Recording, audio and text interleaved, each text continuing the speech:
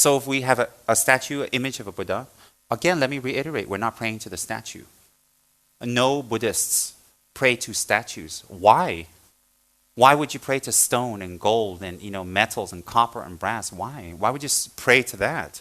But it is formed in an image of an enlightened being. Therefore, when it's formed in an image of an enlightened being, and then it's been consecrated with the correct mantras and prayers, therefore, the enlightened beings are asked to come forth and dwell within. You are praying to the energy, the spirit of that enlightened being. You are not praying to the statue. So sometimes when you hear people say, oh, Buddhists are idolatrous. No, not really. Example, if you go to a Catholic church, Christian church, there's crosses all over the place. Are they praying to the cross? Or are they praying to what the cross represents? So when the wonderful Muslim people go to the mosque and pray, are they praying to the building? And they have beautiful Quranic verses written artistically all over the walls, whatever. Are they praying to the words? No, of course not. See, idolatry can be seen in many ways. It doesn't have to be just an image of a being. They're praying to what that word and what that building represents. They're using that building to remind them to pray. Similarly, the statues remind us to pray, to achieve what we can achieve.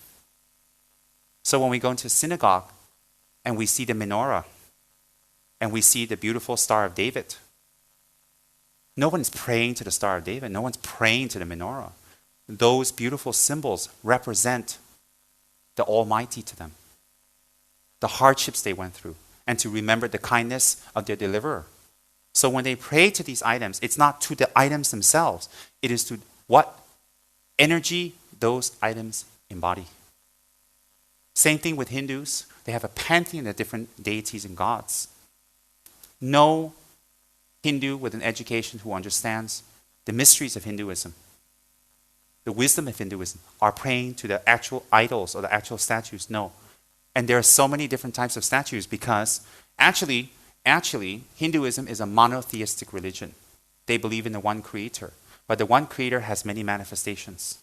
And these manifestations have many, many manifestations. So when you see the pantheon, the different deities or gods in the Hindu religion, it is all from the all-creator one, all from the all-knowing one.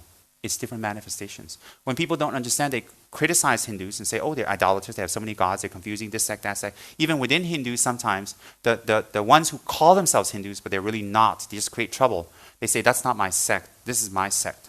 That's not my form of Hinduism, this is mine. It's all wrong. Why? They're praying to the one. So I feel all religions are universal in the sense that no one prays to an object. But what the object represents makes it very, very holy. Very, very holy.